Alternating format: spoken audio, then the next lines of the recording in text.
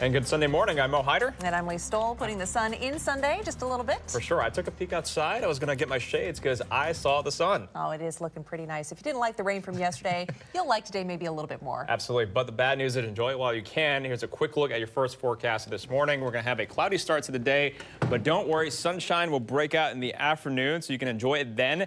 Temperatures will be a few degrees warmer in the low to mid 60s. We're learning more about how Tacoma police caught an attempted murder suspect as he prepared to try to leave the country. And investigators also say they had been looking for 27-year-old Nicholas Matthew for months after he allegedly stabbed a woman several times at Point Defiance Park in February. KOMO's Linan Nguyen has more. This morning, 2 teenagers are in jail because police say they're connected to a shooting that killed another teen. And it's another case involving young people. This one happened in Kent back in February. KOMO's Paul Rivera has more. And now to Tacoma. A man is in the hospital after he was shot in the stomach during a drive-by shooting at a cannabis store. It happened in the parking lot of a Zips Cannabis late Friday night along Pacific Avenue South. The victim told Pierce County deputies he saw the suspect driving in a dark SUV. Now, right now, authorities don't have information about the suspect, but do tell us they're seeing these types of crimes more often. Jeremy, we saw some protesters last night. The president was greeted by them. Are you seeing anything like that this morning? Pierce County Sheriff's Department is investigating after a 13-year-old overdosed on illegal narcotics. Medics responded to a call about a boy that was not breathing at a home in Spanaway. He was pronounced dead at the scene. Also happening this weekend, Cascade Bicycle Club's Emerald City Ride returns for the first time since it was canceled during the pandemic. You're looking at video from years past. They were riding on the Alaskan Way Viaduct, which has been since demolished. More than 3,000 people are expected to take part in this. It's happening from 7 to 9 a.m. on Sunday. The bridge will be closed for traffic for 2 hours, so do plan accordingly. The city of Seattle is asking voters to approve the largest property tax increase in history after the mayor formally rolled out the package yesterday. The 8-year, $1.45 billion property tax levy would replace the expiring Move Seattle levy and help build new sidewalks, repair bridges, and also more. If passed, it would increase a median homeowner's property tax bill by 70%. And so we tried to calibrate the need for someone that is still worried about their financial situation. So we think this is the right amount, and hopefully the voters will agree with us. And that package now goes to Council Transportation Committee next week for refinement before heading to voters in the fall. A new law mandating inclusive education could cause a crisis in the classroom for some Washington school districts after several school boards went on record against the Senate bill. Now there's a question if they'll follow the new law. KOMO's Denise Whitaker has more. And millions of high school seniors are preparing for their next expensive step, and that's going to college.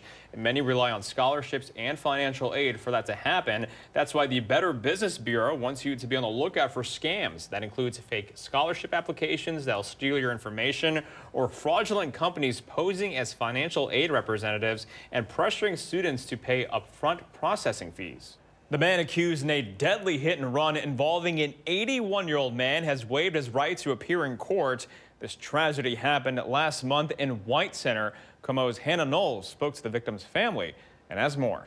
One person is dead following a crash involving a pedestrian on I-5 in Seattle. Here's WashDOT's video of the scene around 12:30 this morning. State Patrol says a pedestrian tried to run across the southbound lanes of I-5 near James Street and was hit by an Uber driver.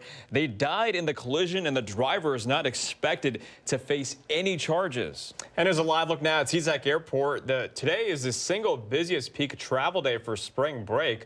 160,000 people are expected to pass through the airport as passengers pack those bags. A new report is shedding light on a growing trend nationwide, though. More people are breaching security. The TSA says there were more than 300 cases last year compared to 72 in 2022 and 29 back in 2019. Is it something that the traveling public should be alarmed about? Not in my opinion. It's certainly concerning about, let's strengthen that vulnerability, but nothing to be concerned about. The skies continue to remain safe. Most people are re-entering secured areas through exit-only lanes. Ideas to address the problem do include new barriers and one-way gates as well. And some changes could be coming next time you order food from a delivery app, because Seattle City Council committee has voted to lower the pay requirements for gig workers. Well, a law that took effect in January was supposed to give food delivery drivers a bit more of a livable wage. And also looking ahead to tomorrow, 5 kids accused of leading police on a high-speed chase across Seattle are going to be back in court. Take a look at this video here by SPD. It shows the suspects in a stolen vehicle weaving in and out of traffic. Cell phone video from a witness also captured the moments they were arrested.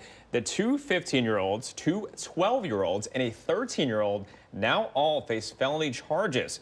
Police say the boys are connected to a series of crimes starting in late April. And also, as Theron just said, a weather warning is in place this morning as strong winds knock down trees.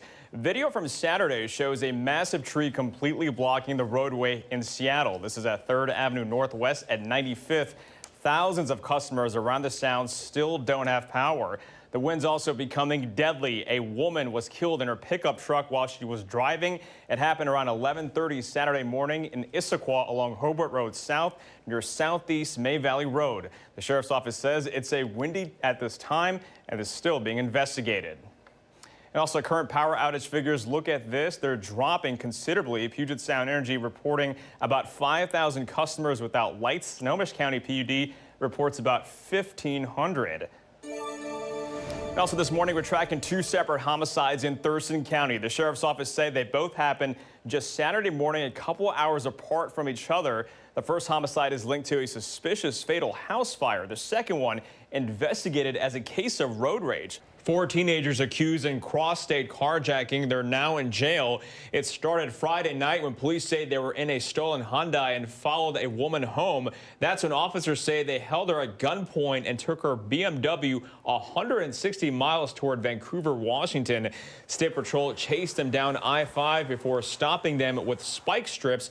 All have been booked for first-degree robbery and possession of a stolen vehicle. All right, let's go check in with our weather now. Theron, I hate to put you on the spot, but apparently you forgot to adjust your alarm to the correct time. Well, here's the thing. I'm not the smartest person, especially when it's time to go to bed. Talk about more changes in the next 7 days. Wait. So do I get a custom forecast? Yes. What would you like? I'm taking orders. Sunny all the way around. I'm thinking 70s, for like 2 that's weeks. a request, like a request and dedication, like on the radio? I believe you can do that. If you want sunny, I will say July 12th. Okay. There you go. Well, I guess I'm going to have to wait like everybody else is.